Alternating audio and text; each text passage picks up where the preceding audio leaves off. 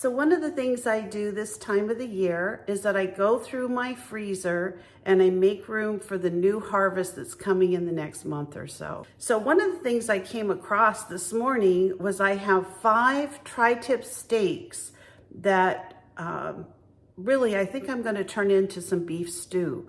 They're beautiful. I had frozen them individually with my food saver bags, so they're intact. They look just like the day I bought them. And I'm gonna take some carrots, some onions, some celery, my beef. I'm gonna make it from all natural ingredients. And then I'm gonna have beef stew to eat whenever I want some beef stew. I don't have to go through the whole process of cooking beef stew.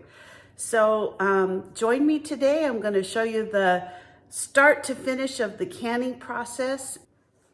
So this is the Ball Complete Book of Home Preserving, and it actually has a lot of amazing recipes that you can cook and can and preserve your harvest for whatever you have, be it fruits, vegetables, whatever you're doing. And it also has some things here on freezing and different kinds of storage. So let me show you the recipe that I have. So today I'm going to be cooking the beef stew with vegetables.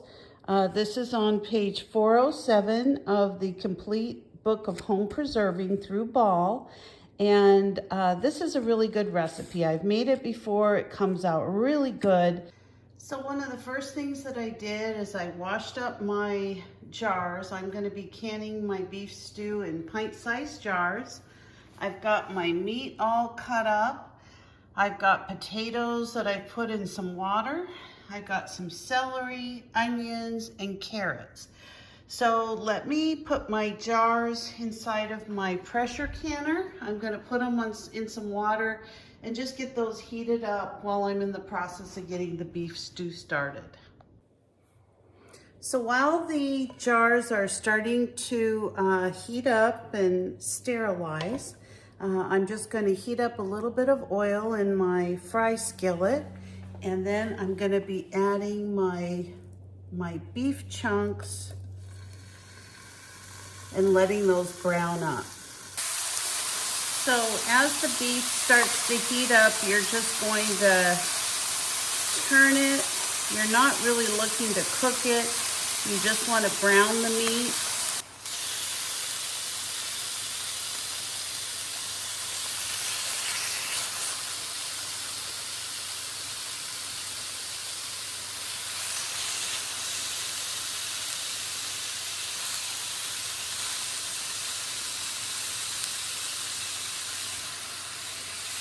Okay, I've got my meat pretty well browned up. Here are my onions. I'm going to put those in. I'm going to put my celery in. I'm going to put my carrots in. Now I've got several different kinds of carrots. I've got orange carrots, purple carrots. I've got all kinds of carrots, and then I'm going to add my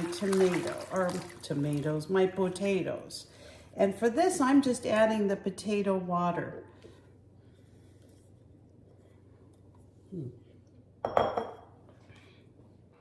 So I don't really know why I put that in the pan. It needed to go into a nice saucepan. This is a nice big pan that I have.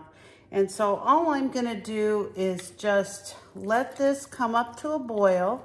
And in the meantime, I'm gonna add my seasonings. So I am gonna put in half of what they called for the seasonings. Now also for my seasonings, I like to put in my dehydrated seasonings that I do from my herb garden. So I'm gonna do those instead of just plain thyme.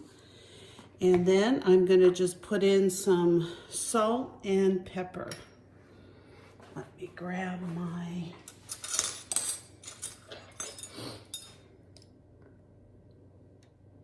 and I'm only gonna put in about half of the salt.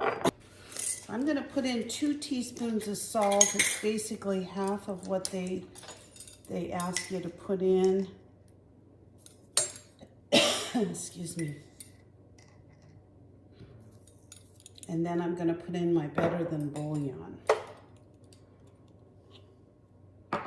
just like so. Kind of hard to get it out there. There you go.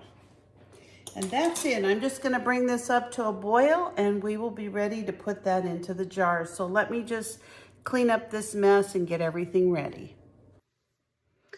Okay, so I just turned this down. I got it to boiling, and all I'm going to do is start filling up my jars. Not quite sure how many I'll get since I cut down the recipe, but my goal is to put the vegetables in first, and then I'm going to add the liquid. And then if I need to add any additional liquid, then I will put, then I've got some boiling water cooking on the stove. So let me go ahead and add these to the jars. And then we'll put some liquid in them. I just want to make sure that I have enough of the vegetables, because sometimes when you start adding the liquid, you end up with, you know, not enough veggies and, you know, all liquid, what have you.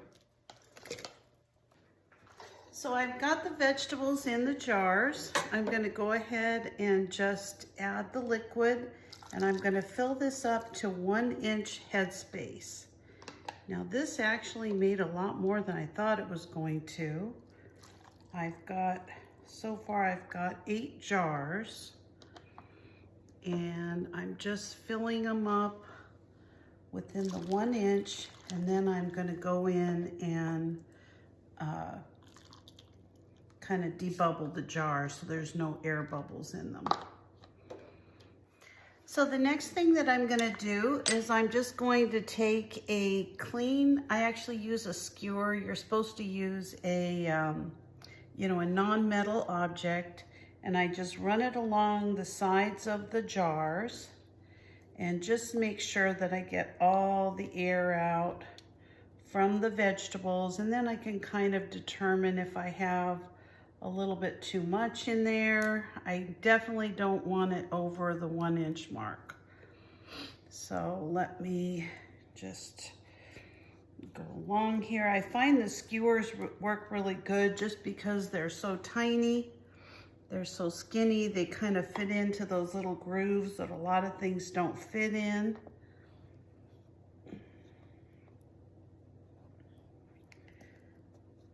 Yeah, I'm definitely going to have to take a little bit out here, I guess. Got carried away. It looks delicious already.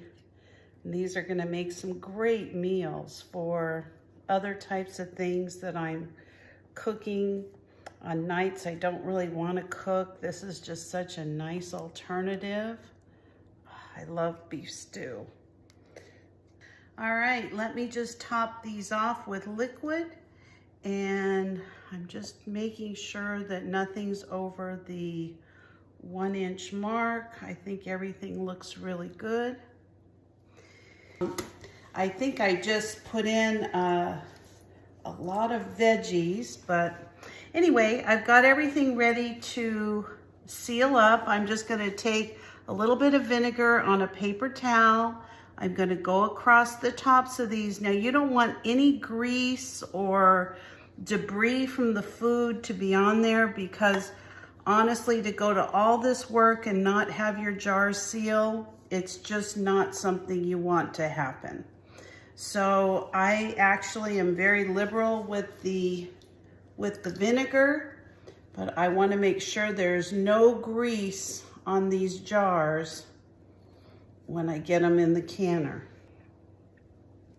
So I've got some lids right here.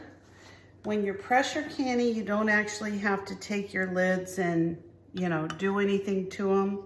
As long as they're fresh out of the box, it's going to kill any bacteria in the pressure canner. It gets really hot.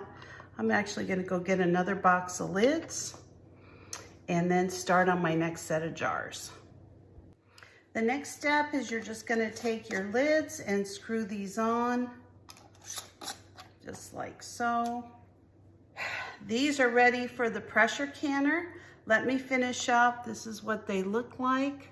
before you cook them, and I'll show you what they look like when they're all in the canner. Okay, I was able to get 2 more pints out of that beef stew mix, and as you can see, I put this little piece down in between the 2 of them, so I can get quite a few pint-sized jars in here. I'm just gonna go ahead and put the lid on it, and then I'm gonna wait until the steam comes out of the vent, and I'll show you that next step. So it's not real easy to see on this photo, but this little thing right here is called a steam vent. And when the steam starts coming out, you're gonna count 10 minutes and then put your weight on top of the vent. So it's hard to see. I'm trying to get a different way to look at it, but anyway, the steam is starting to come out, so I'm going to set the timer and then I'll put the weight on. So this has been venting steam for the last 10 minutes, so I'm just going to put the weight on it, and as soon as this comes up to pressure, which in my area is going to be 10 pounds, I'm going to go ahead and set the timer for 75 minutes, and because they're pints, if they were quarts, I'd be setting the timer for 90 minutes. So I will just keep an eye on this gauge until it comes up to 10 pounds of pressure, and then I'll start timing it. So the temperature has come down to 0. So now it's time to take the weight off of the pressure canner and take my jars out. I've actually let them sit in here for about 20 minutes. Here are my jars of beef stew, and I don't know if you can see them boiling right in their jars, but they are hot, very hot. So I am going to leave these undisturbed for 24 hours, and then at that point I'm just going to take the caps off. The lid should be completely sealed, and I will wash all of these jars in soapy water, and I will label them before I put them away. So thank you for joining me today, canning this amazing beef stew. My kitchen smells amazing. My whole house smells like I've been cooking all day. And for, you know, a little bit of work, I actually ended up with 10 jars of beef stew, 10 pints. So this is going to make a lot of dinners at a very nominal price. And there's so many things you can make out of this. You can make beef pot pies. You can just have some beef stew. It's just amazing. The meat will be tender. The vegetables will be perfectly cooked. It's going to be a great meal for many, many, many, many months to come. So I hope you'll give it a try. If you do decide to can and you're not an experienced canner, please check out the website for the USDA. You'll want to make sure about all of the, canning specifications and requirements for your area, for your elevation, for the type of food that you're canning. You don't want anyone to get sick, so just make sure you follow every single thing that they tell you to the T. It's very important. So have a great evening, and I hope you enjoyed this video. Give me a thumbs up and consider subscribing if you're not already a subscriber. Bye-bye.